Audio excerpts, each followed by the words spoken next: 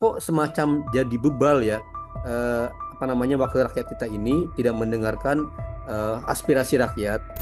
Kantor Kontras didatangi orang-orang tak dikenal sampai dini hari sampai subuh dan memaksa untuk masuk otok-otok gitu kan, nelfonin, suara motor digerung-gerung gitu. Ada laporan juga mereka hari ini diikuti, bukan hanya yang dua orang dilaporkan tapi yang lain juga diikuti oleh orang tak dikenal gitu, dibuntuti ke sana sini. Halo, selamat malam Tribuners. Program Tribun News on Focus malam hari ini kembali membersamai Anda bersama dengan saya Nila Irda.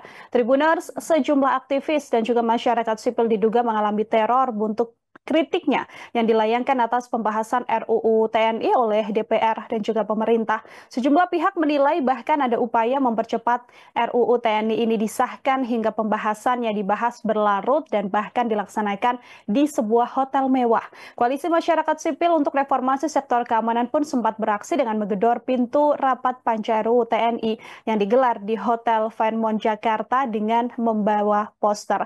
Untuk membahas bagaimana kemudian ada potensi-potensi pembungkaman dalam kritik terhadap pembahasan RUU TNI ini, saya sudah tersambung melalui sambungan Zoom bersama dengan saya, Ketua Yayasan Lembaga Bantuan Hukum Indonesia atau YLBHI, Mas Muhammad Isnur. Mas Isnur, terima kasih sudah bergabung. Selamat malam. Kabar baik ya, Mas ya?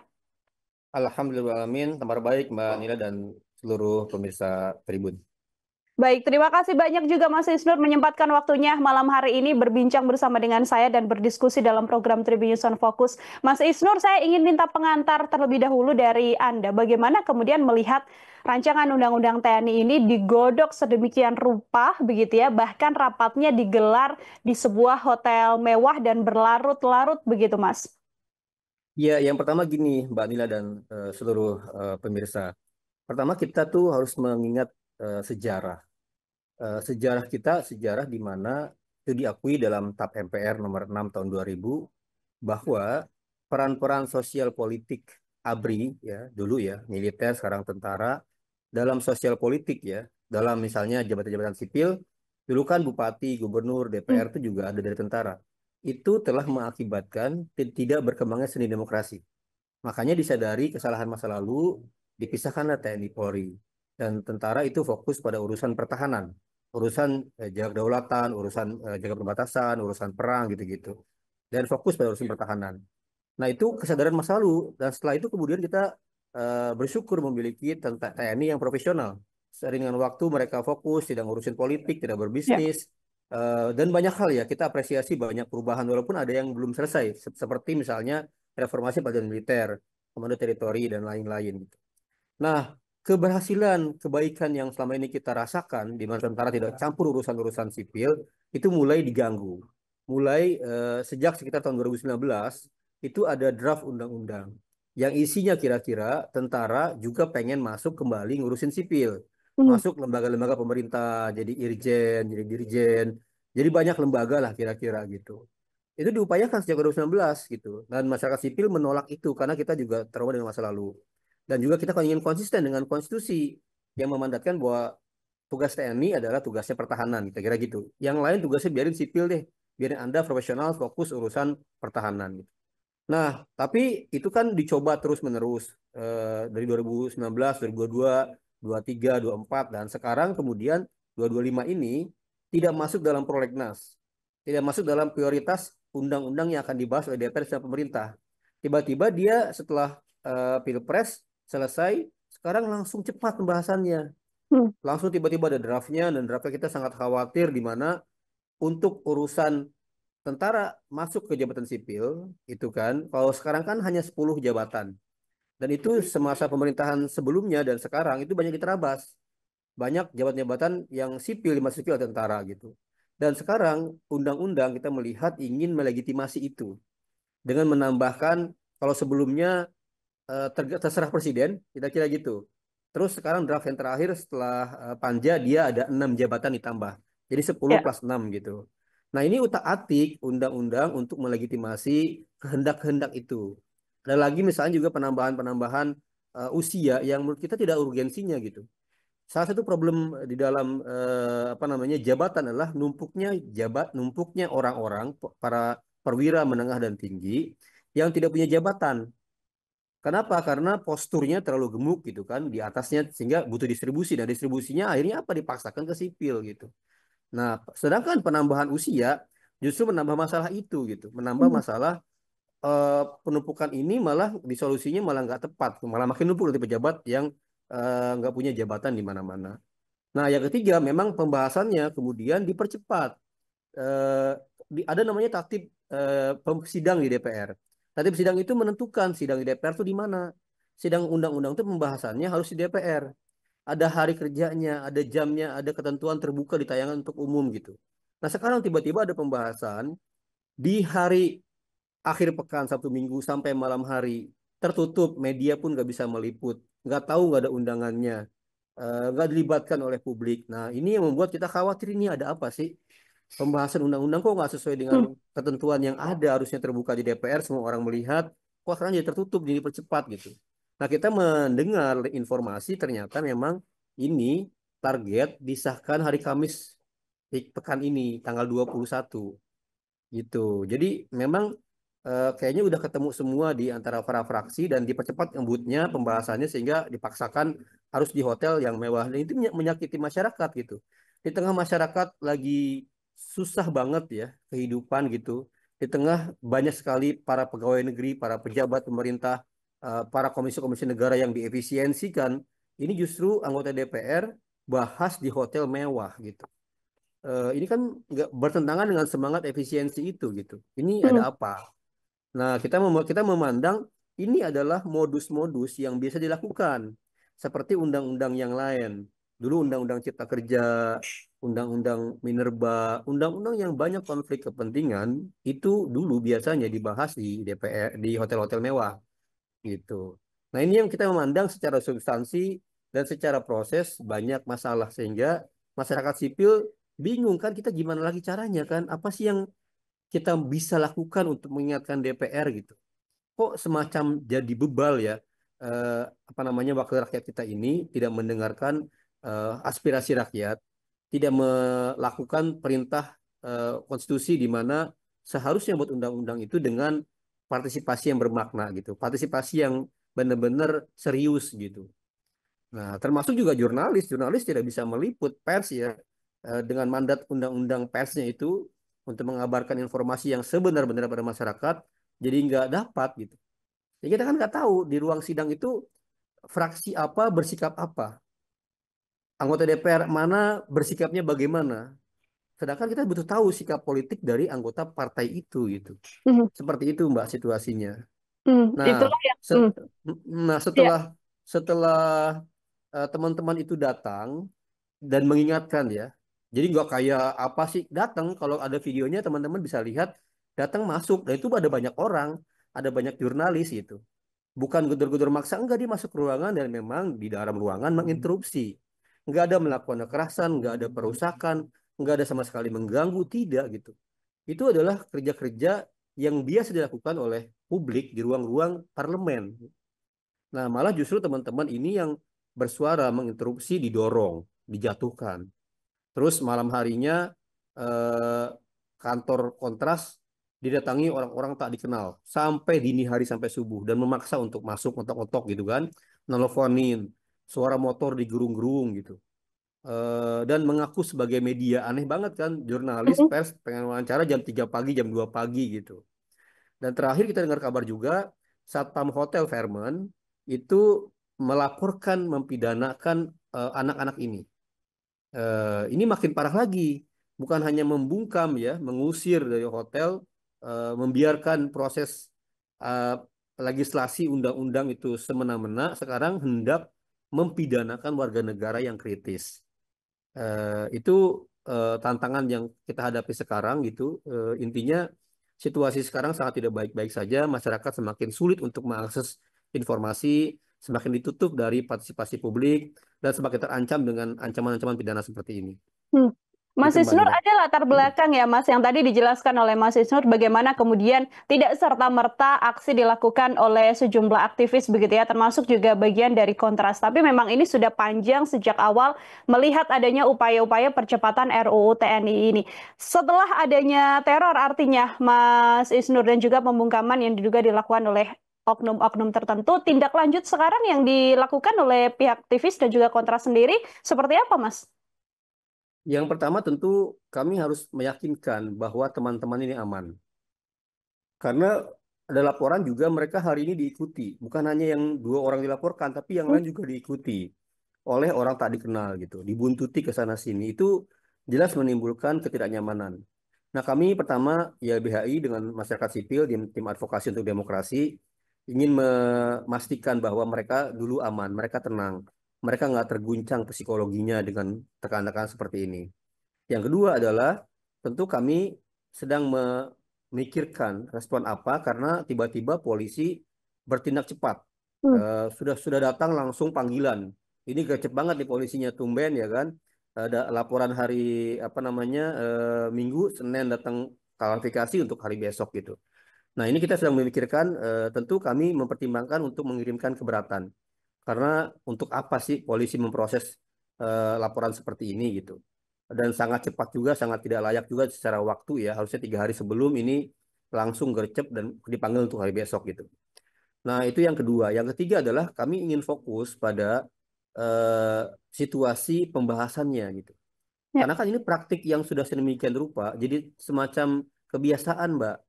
Ini bukan hanya di Undang-Undang TNI. Kita masih ingat dulu Undang-Undang KPK juga begitu pembahasannya, Undang-Undang Cipta Kerja, Undang-Undang Mahkamah Konstitusi, Undang-Undang BUMN, lagi bahas juga yang lain Undang-Undang Kepolisian, Kejaksaan sama Undang-Undang KUHAP gitu. Nah, ini situasi yang membuat bukan hanya soal TNI, bukan hanya soal kontras, tapi ini soal situasi pembahasan kebijakan yang berdampak pada kita semua, tapi kita kok nggak punya akses ya untuk terlibat lebih jauh ya gitu. Hmm. Hmm. Nah itu kita ingin fokus juga jangan sampai teralihkan oleh tekanan-tekanan. Tekanan-tekanan itu intimidasi adalah serangan balik ya, agar kita diam dan tidak melakukan upaya-upaya lanjutan untuk melakukan kebaikan atau kebajikan di undang-undang ini. Nah Hmm. kita jangan sampai teralihkan gitu. Tetap itunya kita urus, kita jaga, kita kerjakan, tetapi kita tetap mendorong para pemirsa Tribun untuk sama-sama menyaksikan dan memikirkan apa yang terjadi kalau besok tiba-tiba urusan-urusan sipil itu diurus oleh tentara gitu. Hmm. Kira-kira kayak sekarang lah tiba-tiba anak sekolah makan siang terus ditemani tentara, tentara datang ke kelas melihat kita makan apa urusannya makan dijagain tentara kira-kira gitu kan. Para petani, para pekebun lagi bertani macul tiba-tiba tanah garapannya dipasang pelang ya kan ini diawasi tentara apa urusannya tentara ngurusin pertanian kira-kira gitu. Ini pertanyaan besar lah dari eh, kita bersama gitu agar jangan sampai situasi yang sudah kondusif, sudah baik, tentara sudah kita apresiasi, banyak reformasinya sekarang malah mundur gitu. Hmm. Tadi ada pelaporan yang diterima oleh sejumlah aktivis termasuk dari Kontras ya, Mas Isnur ya. Dan kan tadi juga sudah ada bukti bahwa memang ada upaya pemungkaman, teror dan sebagainya, ada yang dibuntuti juga. Akankah kemudian YLBH ini juga membantu untuk bisa membawa kasus ini ke ranah hukum? Sudah ada bayangan untuk mengarah ke sana atau seperti apa, Mas? Iya, setiap orang warga negara itu dilindungi ketika dia melakukan upaya-upaya partisipasi publik. Setiap gangguan terhadap warga negara ini adalah tindak pidana kejahatan yang membuntuti, mengancam. Nah, kami sedang berdiskusi, tapi YLBHI sudah menjadi kuasa hukum Hmm. dari teman-teman korban ini, dan kami sedang berdiskusi akan melakukan langkah apa gitu. Tapi kan langkah apa ini kan akan sangat panjang secara hukum ya. Dan kita sekarang dalam waktu yang sangat singkat untuk menjaga agar undang-undang ini nggak tiba-tiba langsung besok disahkan gitu hari Kamis. Kita minta ini ditunda dulu, ini dibahas lagi secara baik, dipikir matang-matang dampaknya secara serius kepada demokrasi gitu. Nah kita ada 2 pilihan gitu ya. Hmm. Nah kita ingin fokus kepada kira-kira menghentikan proses ugal-ugalan ini dulu. Oke, lebih fokus untuk kemudian sama-sama mengawal ya, Ya, Mas Ibnur ya, untuk kemudian ya, mengawal bagaimana agar RUU ini tidak sedemikian rupa untuk kemudian disahkan. Dari teman-teman Kontras dan juga para aktivis sendiri, ini kan sudah cukup panjang mengikuti perjalanan sejumlah RUU begitu ya Mas ya, termasuk juga RUU TNI yang pasti dari Mas itu juga melihat banyak potensi buruk di antaranya selain memang bagaimana TNI akan masuk ke ranah sipil begitu. Potensi-potensi buruk apalagi yang paling besar yang berkemungkinan juga bisa terjadi dengan disahkannya RUU TNI ini, Mas? Ya, gini, yang pertama adalah ada praktik tidak baik dalam Hmm. bahas undang-undang yang itu menjadi preseden dan bisa ditiru oleh yang lainnya. Tanpa urgensi yang cukup kuat, revisi undang-undang kan sebuah hal yang tidak baik gitu. Mhm. Nah, ini bisa ditiru oleh lembaga manapun gitu. Makanya sekarang setelah ini kan ada undang-undang kejaksaan lagi dibahas juga. Undang-undang kepolisian akan dibahas juga. Jadi dampaknya besar kepada setiap atau segenap pembahasan undang-undang yang lainnya gitu. Dan itu kan semua ngatur warga gitu. Tiba-tiba besok banyak urusan yang tiba-tiba kita sedang ngurus sesuatu, tiba-tiba jadi banyak terhambat, banyak terganggu. Kita nggak bisa ngapa-ngapain gitu. Itu akan terdampak banyak hal, termasuk jurnalis. Jurnalis misalnya, pers ya selama ini kan bekerja sesuai dengan mandat undang-undang pers. Tapi Mhm. di lapangan kan banyak kejadian yang mengalami kekerasan. Dan aparat ya, baik kepolisian maupun tentara, rata-rata kalau menurut laporan Aji adalah para pelaku kekerasan terhadap jurnalis gitu. Nah ini harus dipahami situasi-situasi yang faktual di lapangan. Apalagi kalau besok misalnya semakin banyak ruang-ruang sipil yang diisi tentara. Kenapa repotnya? Repotnya karena gini, tentara ini kan sekarang kalau ada tindak pidana atau kejahatan umum, itu kan nggak disidangkan di pengadilan umum. Ya. Mereka tuh kan disidik khusus oleh POM, dituntut oleh auditor, disidangkan di pengadilan militer gitu. Itu kan kita nggak bisa akses, susah aksesnya. Kita nggak bisa mantau, ya. Contohnya misalnya ada kasus dugaan korupsi di Basarnas, ketika KPK akan melakukan penyidikan, itu kan ditolak oleh TNI gitu. Datang terus disepakati untuk nggak ditangani oleh KPK. Dalam artian apa? Intervensi terhadap KPK sangat kuat. Nah besok-besok kalau misalnya para pejabat-pejabat pemerintah ini dalam kapasitas dia pejabat sipil, terus dia melakukan korupsi, itu siapa yang melakukan penyidikan? KPK, Kejaksaan Agung, itu kan rumit. Status orang ini dalam kapasitas apa? Sedangkan dia mengaku sebagai anggota TNI, punya kekebalan yang berbeda gitu. Ini jadi rumit secara hukum. Itu rumit. Nah, makanya harusnya strict lah pada aturan yang lama. Kalau Anda mau jadi pejabat sipil, yang ngundurin diri atau pensiun dini. Kan praktik yang dikatakan oleh misalnya, kita masih ingat ya, Pak Agus Harimurti Yudhoyono ketika mau nyalon gubernur, kan dia mengundurkan diri. Ya. Itu praktik yang baik gitu. Kalau mau Anda gak gelanggang politik, gak gelanggang sipil, ya mengundurkan diri, copot senjata dan seragam Anda, kira-kira itu. Maka akan bertarung secara fair. Nah, yang ketiga akhirnya apa? Akhirnya akan terjadi yang disebut dengan kekebalan hukum. Terjadi impunitas. Nah, ini yang sangat tidak diperbolehkan oleh konteks Indonesia sebagai negara hukum. Karena dalam negara hukum ada prinsip yang namanya kesamaan di muka hukum. Nah, dengan situasi seperti ini akan terjadi ketidaksamaan di muka hukum, di mana ada pejabat yang berlatar belakang militer akan punya kekebalan yang berbeda dibandingkan dengan pejabat sipil yang lainnya gitu.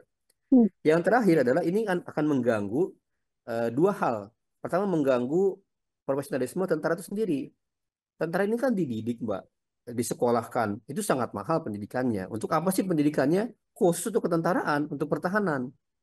Terus tiba-tiba dia ngurusin masalah sipil. Itu kan akan mengganggu dia punya kemampuan atau dia punya profesionalisme.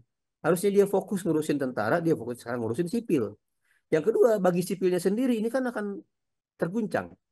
Kira-kira orang berkarir, orang sekolah, orang dididik itu dalam kapasitas pengembangan sipil untuk mengembangkan kemampuan sipil, terus tiba-tiba jabatan tingginya diisi oleh tentara. Itu kan akan mengurangi kesempatan ya, membatasi apa namanya kemampuan orang-orang sipil yang sendiri, ASN dan lain-lain. Jadi ada situasi yang menurut saya di situ tidak fair gitu. Ini yang juga menjadi titik berat dari aktivis dan juga kontras termasuk juga YLBHI untuk kemudian sama-sama mengawal ya Mas Isnur ya Ya, perjalanan RUU TNI ini. Dua pertanyaan terakhir dari saya Mas. Ini saya ingin minta komentar dari Mas Isnur ketika tadi pemerintah juga ditanya oleh menyoal polemik ini, bahkan Pak Presiden langsung ketika ditanya soal polemik RUU TNI ini terlihat tidak memberikan respon yang cukup gamblang begitu ya. serius. Beliau hanya Serius. mengacungkan jempol saja. Kalau dari YLBHI sendiri atau Mas Isnur, harapan besar dari para aktivis ini sedianya sikap apa yang ditunjukkan oleh pemerintah atas polemik ini, Mas? Nah, ini dia justru tidak dibukanya ruang diskusi, ruang argumentasi yang baik, malah kemudian melakukan stigma. Kami yang mengkritisi disebut kampungan itu kan sebenarnya sangat tidak bijak, aparat, anggota kepala staf misalnya melakukan hal seperti itu. Itu artinya apa? Artinya dia tidak mau berdialog secara baik gitu. Itu bagian dari karakter yang kira-kira ya anti dengan demokrasi, anti dengan kritik gitu. Malah mengecap orang A B C D E gitu. Itu kan orang-orang yang tidak punya kapasitas yang cukup mumpuni sebagai pejabat publik gitu. Nah, apa sih yang harus dilakukan? Dilakukan adalah sebenarnya pemerintah dan DPR menunda serta mengkaji kembali secara serius ya hal-hal ini dengan mengundang para ahli di bidang yang berkenaan dengan berbagai hal, tata negara, demokrasi, partisipasi publik, mengundang masyarakat dari berbagai wilayah, mendengarkan cerita pengalaman petani yang diancam misalnya oleh tentara di Malang Selatan, di Kebumen gitu, mendengarkan kisah-kisah misalnya orang-orang yang sedang kena proyek PSN, misalnya di Rempang. Mereka itu tiba-tiba yang ngegusur tentara karena tentara punya kerjasama MOU dengan BP Batam. Kok bisa tentara ngurusin penggusuran gitu? Itu kan jelas melanggar dari prinsip Undang-Undang TNI. Nah, harusnya masalah seperti inilah yang dikaji dan kira-kira perbaikan apa yang diperlukan untuk menghindari tentara dari menyakiti rakyat.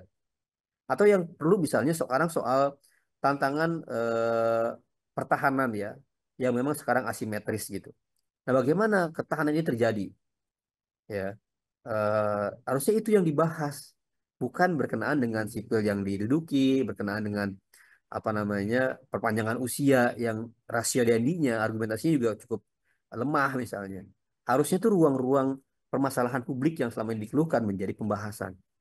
Bagaimana menghentikan misalnya kekerasan yang dialami oleh jurnalis yang dilakukan oleh aparat. Itu yang dibahas harusnya, gitu. Oke, ada poin yang lebih krusial untuk diselesaikan ya oleh pemerintah ataupun DPR dalam hal ini daripada kemudian fokusnya adalah mempercepat RUU TNI. Ini ada informasi yang diterima oleh YLBHI begitu dan juga para aktivis ya Mas Isnur ya bahwa nantinya akan disahkan pada hari Kamis begitu. Kalaupun nanti segala upaya yang kemudian dilakukan oleh sejumlah pihak ini tidak meredam atau tidak menghentikan langkah dari DPR ketika nanti sudah disahkan, langkah apa yang kemudian akan diambil, Mas? Yang pertama, kita punya waktu 2-3 hari ini untuk sama-sama bersuara. Hmm. Jadi masyarakat, pemirsa Tribun News dan Tribun Network ini sama-sama mengkritisi, kirimkan surat, kirimkan pesan, kirimkan komen, dan lain-lain ke DPR dan pemerintah. Agar mereka memahami dan mendengar suara rakyat. Karena itulah hakikat yang disebut dengan republik. Bahwa apa namanya kekuasaan atau kepentingan ada di tangan rakyat. Jadi kita dulu sekarang fokus bagaimana caranya melakukan pressure kepada mereka untuk mereka mempertimbangkan ulang. Nah, andaikan kemudian disahkan tentu ada banyak pilihan ya yang kita lakukan ya. Tapi saya sih yakin dan percaya bahwa masyarakat yang bergerak akan didengarkan oleh mereka. Hmm, Demikian.